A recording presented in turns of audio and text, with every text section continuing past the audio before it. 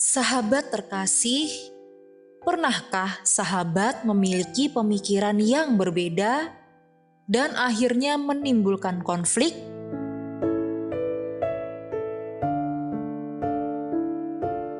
Begitu juga dengan pikiran kita, sebagai manusia yang berbeda dengan pikiran Tuhan.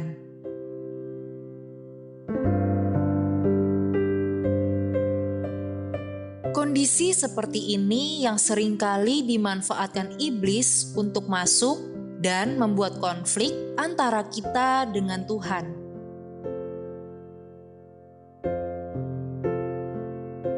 Sadar akan itu, sahabat, marilah kita benahi pikiran kita agar menjadi selaras dengan Tuhan.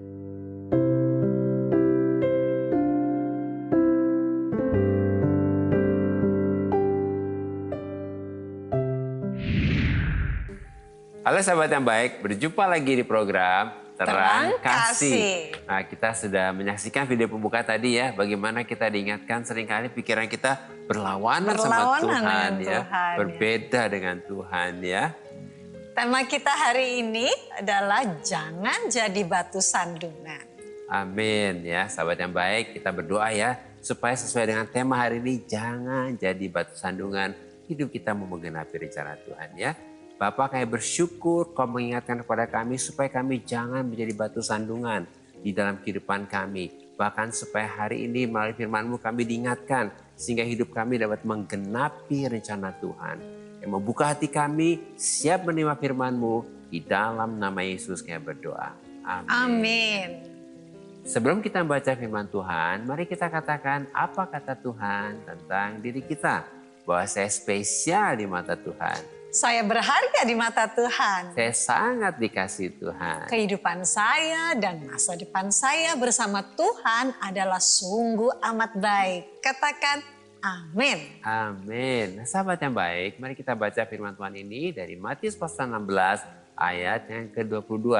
Demikian firman Tuhan. Tetapi Petrus menarik Yesus ke samping dan menegur dia. Katanya, Tuhan, kiranya Allah menjauhkan hal itu. Hal itu sekali-kali takkan menimpa engkau. Mari kita baca ayat selanjutnya, Matius 16 ayat 23. Demikian firman Tuhan. Maka Yesus berpaling dan berkata kepada Petrus, "Enyahlah iblis, engkau suatu batu sandungan bagiku. Sebab engkau bukan memikirkan apa yang dipikirkan Allah, melainkan apa yang dipikirkan manusia."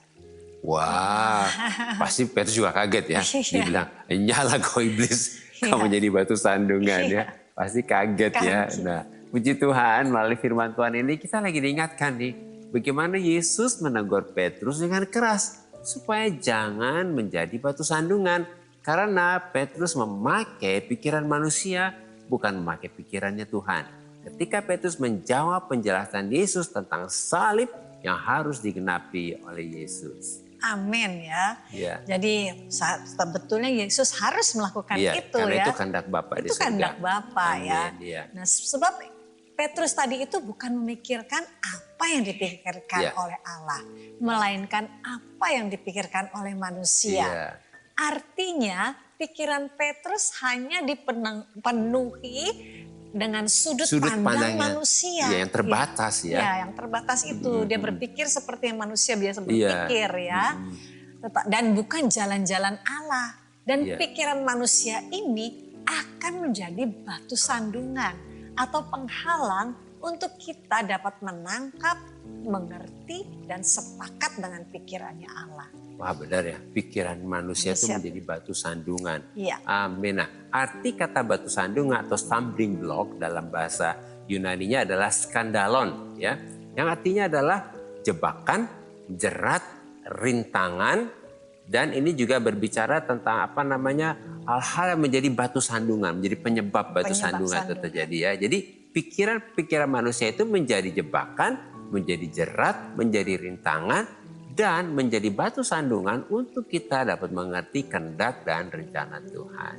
Wah, itu benar sekali ya. Iya benar ya. Ya, pikiran kita tuh yang menghalangi, Iya. jadi batu sandungan ya. Iya, jadi kita nggak bisa mengerti apa yang sebetulnya jadi pikiran Tuhan ya. Iya, dan pikiran manusia yang ada pada Petrus ini bukan berasal dari pikirannya Allah. Nah ini penting ya, pikiran manusia itu bukan berasal dari pikiran berasal Allah. dari pikiran Iya. Allah, karena pikiran manusia ini hanya dipenuhi dengan sudut pandang manusia Iya, iya. yang berbeda dengan jalan-jalan Allah. Iya. Jadi pikiran manusia ini sama dengan apa yang dipikirkan oleh iblis. Nah, ini Yaitu penting ya. pikiran yang bertentangan dan berlawanan dengan kehendak dan rencana Tuhan. Jadi seringkali kita nggak sadar, ini benar sekali ya. Iya. Ternyata pikiran-pikiran kita seringkali berlawanan dengan Iya. Tuhan ya. Gitu. Bertentangan ya. Bertentangan dengan Tuhan. Sebab apa yang dipikirkan oleh iblis itu selalu berusaha untuk menghalangi, untuk membelokkan dan membatalkan apa yang ada di pikirannya Tuhan. Dan apa yang menjadi rencananya Tuhan. Oleh karena itu Yesus menegur Petrus dengan keras. Dengan berkata, nyahlah iblis. Amin ya. Yesus menegur begitu keras ya. Nah, demikian juga dengan kita sebagai orang percaya, kita ini jangan memakai pikiran manusia supaya kita tidak membuka celah untuk iblis menguasai, mengintervensi, Iya. mengendalikan, mengontrol dan membuat pikiran kita menjadi bertentangan dengan pikiran dan kehendak Tuhan. Amin. Sehingga pikiran kita dan respon kita menjadi negatif. Ya, kita jangan buka celah. Jangan buka celah. Karena begitu kita pakai pikiran manusia, kita buka celah, Iya. iblis menguasai pikiran kita. Amin. Benar ya. Amin. Ini benar sekali. Oleh karena itu, apa yang terjadi pada Petrus ini menjadi pelajaran tentunya dan peringatan bagi kita. Supaya kita jangan memakai pikiran manusia, yaitu memakai pikiran yang berasal dari sudut pandang manusia yang bukan dari sudut pandangnya Tuhan. Tetapi setiap saat, setiap waktu kita harus menjaga pikiran kita supaya selalu memakai pikiran Kristus. Amin. Yaitu pikiran yang sesuai dan selaras dengan firman dan kehendak Nah, ini Tuhan. penting, pikiran yang sesuai dan Dan selaras selaras dengan firman Tuhan ya. Sehingga pikiran kita berasal dari sudut pandangnya Tuhan. Iya. Bukan dari sudut pandang manusia. Supaya kita jangan menjadi batu sandungan yang dapat menghalangi rencana dan kehendak Tuhan dapat digenapi. Sebab pikiran manusia berbeda dengan pikiran Kristus. Amin. Jadi ketika kita memakai pikiran manusia itu jadi batu sandungan Iya. ya. Oke, melalui firman Tuhan ini kita lagi diingatkan nih ya. Ada satu lagi firman yang menguatkan kita. 1 Korintus 2 ayat yang ke-16. Demikian firman Tuhan. Sebab siapakah yang mengetahui pikiran Tuhan sehingga ia dapat menasihati dia. Tetapi kami memiliki pikiran Kristus. Wah, puji Luar biasa Tuhan ya. ya. Kita yang dalam Kristus, kita memiliki pikiran Kristus ya. Amin, ya. Di dalam Kristus kita sudah menjadi ciptaan yang baru. Ya, ciptaan yang Dan baru. kita sudah memiliki pikiran Kristus. Iya. Kita sudah memiliki pikiran Kristus. Amin. Yaitu pikiran yang sesuai dan selaras dengan firman Tuhan. Dan kehendak Tuhan. Sehingga kita dapat melihat, berespon, Ya. dan bertindak berdasarkan sudut pandang Tuhan, bukan manusia, dan sesuai dengan kehendak Tuhan, bukan sesuai dengan kehendak manusia ketika kita menghadapi masalah. Amin. Nah, melalui renungan singkat ini kita dapat menyimpulkan bahwa pikiran manusia akan menjadi batu sandungan bagi Tuhan untuk dapat menggenapi rencana Tuhan dalam kehidupan kita. Sebab pikiran manusia hanya dipenuhi dengan sudut pandang manusia yang berbeda dengan jalan-jalan Tuhan. Sehingga berlawanan dengan kehendak Tuhan. Sahabat yang baik, demikianlah firman Tuhan untuk hari ini. Jangan kemana-mana, pastikan tetap ada di Terang Kasih. Sahabat yang baik, saya akan membacakan renungan firman Tuhan untuk terang hari ini. Mari kita sama-sama buka Alkitab kita membaca firman Tuhan dari 2 Korintus 11 ayat 3. Demikian firman Tuhan. Tetapi aku takut kalau pikiran kamu disesatkan dari kesetiaan kamu yang sejati kepada Kristus. Sama seperti Hawa diperdayakan oleh ular itu dengan kelicikannya. Nah sahabat yang baik, iblis menghancurkan rencana Allah dalam kehidupan Adam dan Hawa dengan membuat Hawa tertipu oleh dusta licik si ular. Sehingga pikiran mereka telah tercemar dan mereka telah kehilangan kesetiaan mereka yang sepenuh hati dan kasih mereka yang murni kepada Kristus. Pikiran mereka yang telah ditipu, diperdaya, dan disesatkan oleh iblis ini telah membuat mereka dipenuhi dengan sudut pandangnya iblis yang berlawanan dengan jalan-jalan Allah. Sehingga pikiran mereka menjadi sama dengan pikiran iblis dan menjadi batu sandungan untuk mereka dapat menggenapi rencana Tuhan. Jadi, peperangan kita itu ada di pikiran kita. Bagaimana iblis selalu berusaha menghalangi kita untuk dapat menggenapi rencana Tuhan dengan mempengaruhi pikiran kita. Oleh karena itu, kita harus selalu memakai pikiran Kristus yang sesuai dengan firman Tuhan dan kehendak Tuhan. Amin. Tuhan memberkati.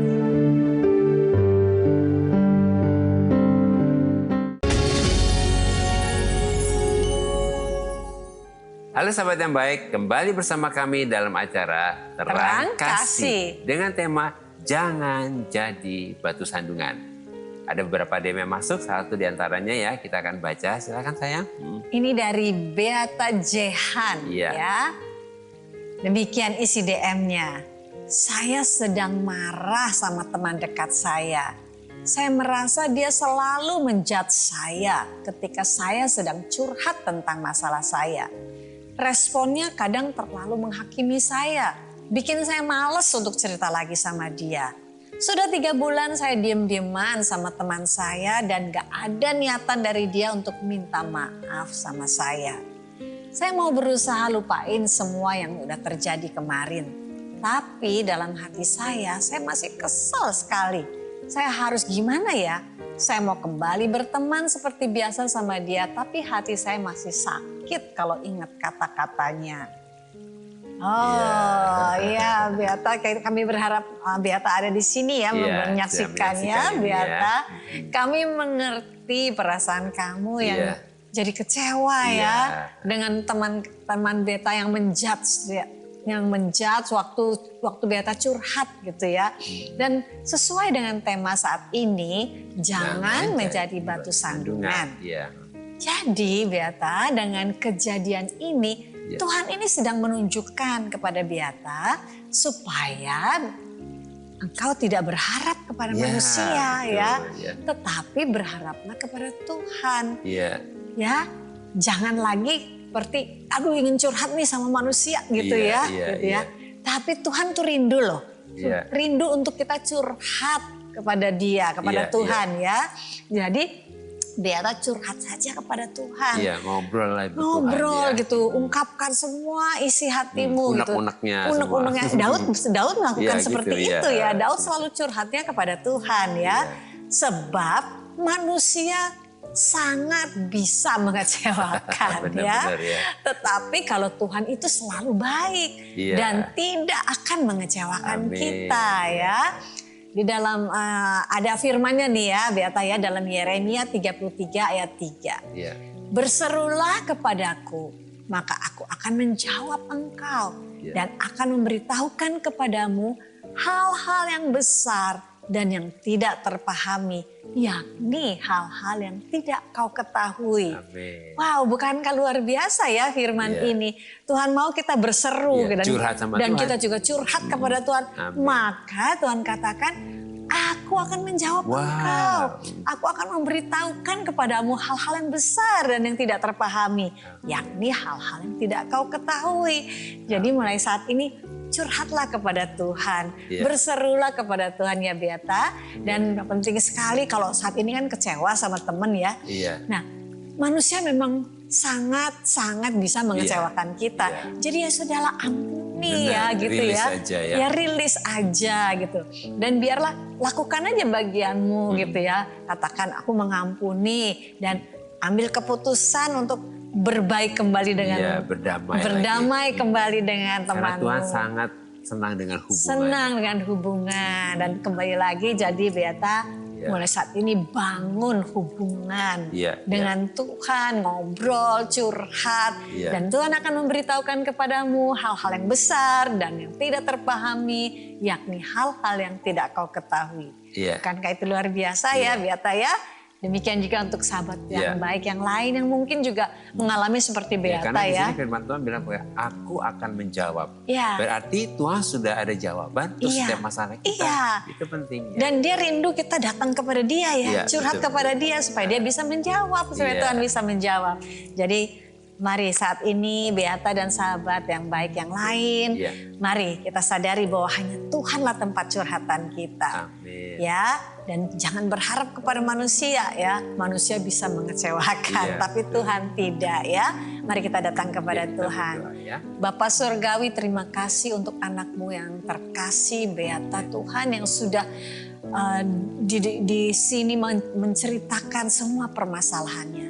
Kami percaya Engkau sangat rindu agar Beata bisa datang kepadamu, berseru kepadamu, curhat kepadamu. Bahkan juga sahabat-sahabat yang baik yang lain, betapa Tuhan merindukan untuk kami semua mempunyai hubungan yang indah, yang intim dengan Tuhan, berseru kepada Tuhan, curhat kepada Tuhan. Dan saat ini ya Bapa, berikan kepada kami ya Roh Kudus, hikmat dan pengertian ini supaya kami benar-benar menyadari bahwa Tuhanlah segala-galanya. Tuhanlah tempat kami berseru dan kami memperoleh jawaban darinya. Tuhanlah tempat kami curhat Tuhan dan Tuhan memberitahukan apa yang tidak kami pahami sekalipun. Hal-hal yang tersembunyi sekalipun. Untuk itu saat ini kami bersyukur Tuhan. Mulai saat ini Beata dan sahabat-sahabat yang baik yang lainnya memiliki masalah dengan seperti apa yang dialami Beata ini, semua terselesaikan karena kami berfokus kepada Engkau. Terima kasih Bapa, terpujilah bagi nama Tuhan. Di dalam nama Yesus kami berdoa dan mengucap syukur. Amin. Nah berikutnya ada DM dari Martin Tarigan ya. Halo juga Martin ya, berharap sudah menyaksikan ya program Terang Kasih ya. Demikian isi DM dari Martin ya. Saya punya adik yang suka sekali pelayanan di gereja. Hampir setiap minggu kegiatannya dipenuhi dengan kegiatan gereja. Satu sisi saya senang karena dia begitu bahagia dengan kesibukannya. Tapi yang bikin saya sedikit kesal, kuliahnya dia jadi dikesampingkan sekarang. Dia memang sedang ambil skripsi saja dan semester berikutnya harusnya dia sudah lulus. Tapi setiap kali ditanya tentang skripsinya, dia bilang dia capek ngerjain skripsinya. Saya dan orang tua saya berharap dia tetap menyelesaikan kuliahnya sampai lulus. Tapi dia senang sekali pelayanan dan dia nggak mau meninggalkan pelayanan di gereja. Gimana caranya untuk memotivasi adik saya agar mau menyelesaikan skripsinya dulu ya Pak, Bu? Ya Martin, ini ngadepin adiknya yang seperti ini ya kita mengerti lah ya. Pasti kamu terbeban ya. Iya, sangat pasti. Adiknya, bahkan orang tua juga pasti, aduh gimana nih adik kamu nih, begitu ya. Tapi sebetulnya yang terjadi adalah tidak bertanggung jawab ya dengan kuliahnya juga. Sehingga hidupnya menjadi seperti kayak apa, batu sandungan. Bisa menjadi batu sandungan ya. Dan sesuai dengan tema supaya kita jangan jadi batu sandungan. Jadi Martin berdoa nih kepada Tuhan. Untuk apa? Minta hikmat supaya dapat mengingatkan adiknya dengan bijaksana. Supaya apa? Adiknya bisa bertanggung jawab menyelesaikan kuliahnya. Karena segala sesuatu di mata Tuhan yang kita lakukan dan kita kerjakan, baik pelayanan kita juga, pekerjaan dan kuliah kita sama, semua untuk Tuhan. Iya, semuanya untuk. Jadi jangan seolah-olah kalau udah pelayanan tuh hanya untuk Tuhan. Padahal hidup kita ini semuanya, seluruh hidup kita, seluruh aspek hidup kita. Iya betul ya. Ya, semuanya untuk kemuliaan Tuhan. Ada ayatnya ya. Kolose 3:23 mengatakan demikian. Apapun juga yang kamu perbuat, perbuatlah dengan segenap hatimu seperti untuk Tuhan dan bukan untuk manusia. Dan Tuhan kita adalah Tuhan yang tertib. Iya, Tuhan sangat tertib ya. Tuhan yang tertib dan Tuhan juga mau supaya kita bertanggung jawab. Jadi coba sekarang Abang Martin berdoa dulu supaya waktu menasihatkan adiknya mengerti hal ini ya. Iya. Bukan berarti Tuhan lebih berkenan dengan pelayanan terus kemudian kuliahnya jadi diabaikan berantakan ya. gitu ya. Padahal kita juga punya tanggung jawab dengan kuliah ini kepada orang tua kita dan kepada Tuhan juga ya. Iya. Nah sahabat yang baik ingat ya, Tuhan itu tertib ya. Jadi jangan kita melakukan sesuatu mengabaikan yang lain. Karena di mata Tuhan hidup kita semua adalah untuk kemuliaan Tuhan. Mari kita berdoa ya. Bapak kayak bersyukur untuk pribadi Martin yang terbeban dengan adiknya yang saat ini sedang bermasalah. Karena tidak menyelesaikan kuliahnya dengan segera. Kayak berdoa biarlah Tuhan berikan hikmat kepada Martin supaya diberikan kebijaksanaan untuk menyampaikan kebenaran Tuhan. Bahwa semua yang kita lakukan semua untuk kemuliaan Tuhan. Supaya adiknya kembali bisa menyelesaikan kuliahnya dan hidup tertib dan bertanggung jawab sesuai dengan kehendak Tuhan. Kayak berdoa juga buat sahabat yang baik yang hari-hari ini tanpa disadari lebih fokus untuk melakukan sesuatu yang tidak melakukan seperti yang Tuhan harapkan. Sehingga tidak seimbang dan tidak tertib. Kayak berdoa biarlah semua sahabat yang baik menjadi pribadi yang tertib, bertanggung jawab dan menyelesaikan semuanya untuk kemuliaan Tuhan. Saya bersyukur buat hari ini dan kayak berkata semua akan menjadi baik di dalam nama Yesus yang berdoa. Amin. Karena hidup kita kan ada limitnya gitu ya. Yang Tuhan sudah kasih ke kita gitu. Sampai satu titik saya melihat, oh ya, apa yang menjadi tujuan hidup saya selama ini, kerja untuk cari uang demi kebahagiaan itu nggak ada artinya. Apapun saat itu misalnya saya punya uang banyak pun, suami saya nggak bisa hidup lagi. Dulu dengar orang, oh ya aku dulu nggak punya beras, itu yang kita dengar, tapi saat ini kita benar-benar ngalami. Walaupun mungkin kondisi seperti itu, tapi tetap sukacita. Karena apa? Kita merasakan pemeliharaan Tuhan, ajaibnya Tuhan itu kita alami di sini. Apapun yang kita harus jalani, itu adalah kedaulatan Tuhan dan kita harus tetap mensyukuri.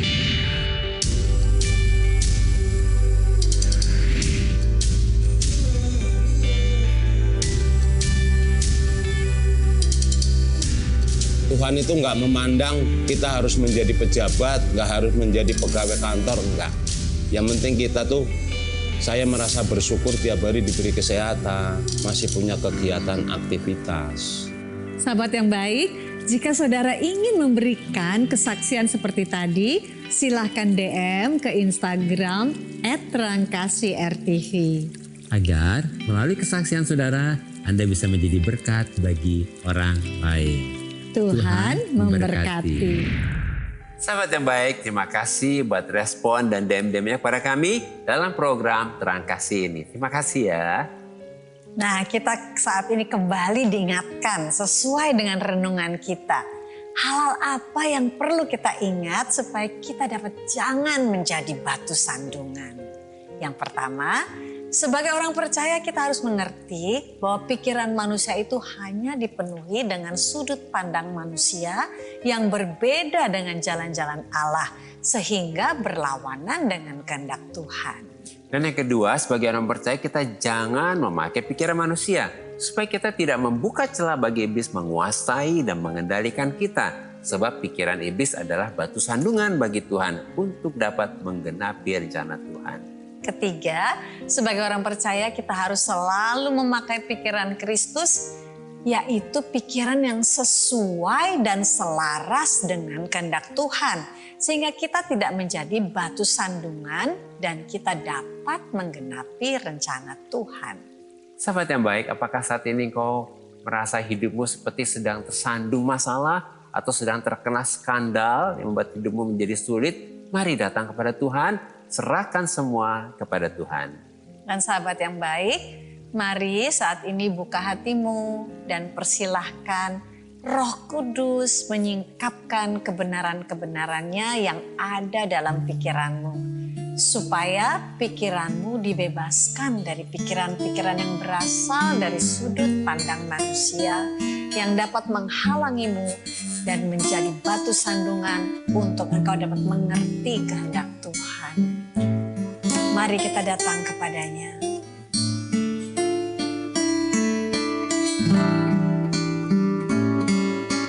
Aku bersyukur Kau ampuni aku. Aku bersyukur Kau bebaskan aku. Aku percaya hidupku yang lama telah berlalu. Aku bersyukur Kau sembuhkan aku. Aku bersyukur Kau pulihkan aku. Aku percaya Kau jadikan aku ciptaan yang baru. Aku bersyukur. Aku bersyukur. Aku bersyukur. Sebab Tuhan itu baik. Bapa, kami bersyukur karena oleh anugerah-Mu Tuhan, di dalam Kristus kami sudah menjadi ciptaan yang baru dan kami sudah memiliki pikiran Kristus. Sehingga kami tidak menjadi batu sandungan bagi Tuhan untuk dapat menggenapi rencananya dalam kehidupan kami.